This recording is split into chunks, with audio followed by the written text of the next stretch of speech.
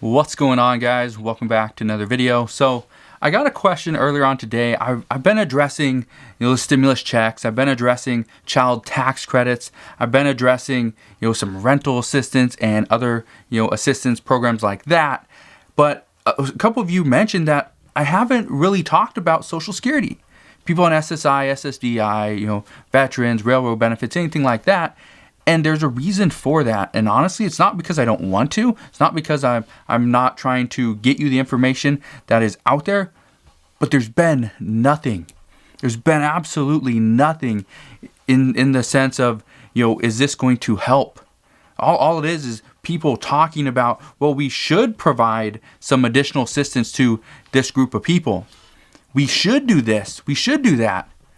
But nobody's actually acting. And the problem right now is Congress is on recess. But here's what we know. President Biden originally wanted to pass a bill that would include $200 per month for all Social Security beneficiaries. However, since that campaign promise, he hasn't said a word regarding Social Security beneficiaries. And that's a big problem. Right now, and I'm just taking this based off of what we are seeing. Right? Actions speak louder than words. What we know, the Biden administration seems more worried about winning these larger policy issues and winning this infrastructure bill, trying to get this passed because, according to a few people, this would make the biggest change. This would make the biggest change to the United States, and this supposedly would make it better. Okay? Well, this is why infrastructure at this point is seen as the next priority. If we didn't have to go and pass a stimulus package of $1.9 trillion or $900 billion, and that was under the previous administration, but if we didn't have to pass those wouldn't have passed. Those would not have been priority if we weren't in a pandemic. If we didn't have so many people out of work, if we weren't trying to pass a bill that included an unemployment benefit extension. So, what we're hearing right now is the stimulus checks that have come out for people on SSI, SSDI. Veterans are still waiting, and veterans could potentially be waiting for another couple of weeks. But what we know is those are being seen as a lifeline to many people. Some say that with the amount they get from Social Security, they only have less than $100 at the end of the month to even buy food and provide any other essentials that they need. The problem that many people have right now is inflation. The cost of prices are going up, but the amount of money that they receive as an addition to their Social Security benefits doesn't actually exceed that. So they're still at a loss based off of where they were last year. That's creating a whole host of other issues.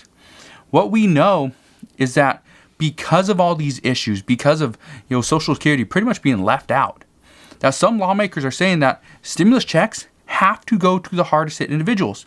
And people on Social Security would be those that are hardest hit. It's lower income individuals, which a lot of people on Social Security are lower income. Here's what we know. Right now, we could see an additional stimulus check. As to what the amounts would be, honestly, we just don't know. I wish I could tell you they're going to be $2,000 per month. That's what a lot of people are saying. However, I personally believe, and after watching many reports, reading a lot of different articles, listening to interviews, most people don't see a $2,000 stimulus check happening. And I can tell you right now, honestly, I don't see this happening as a monthly stimulus check.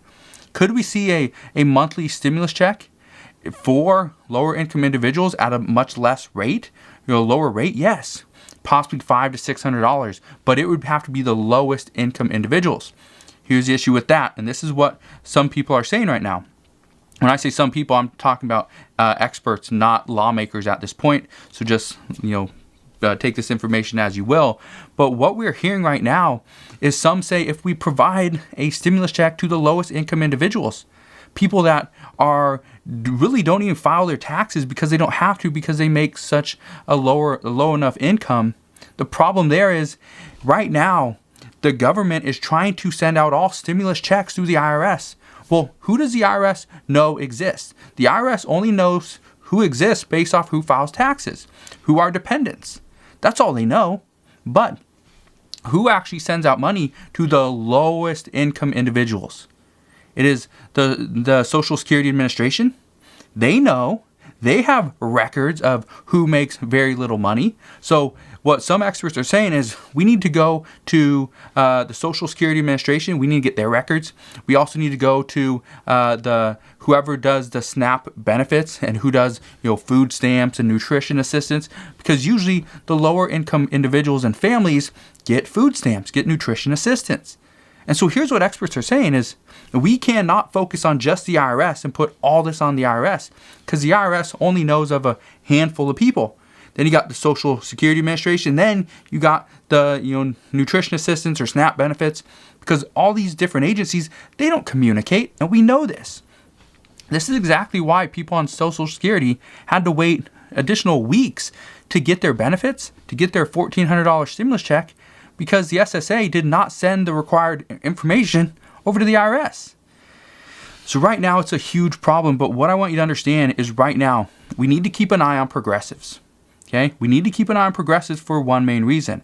If we see progressives really push to get an additional stimulus check, first, they are going to want to get this stimulus check, this additional check, whether it's $1,400, $2,000, $1,500, $600, $1,200, doesn't matter. Okay? It's just a number for now.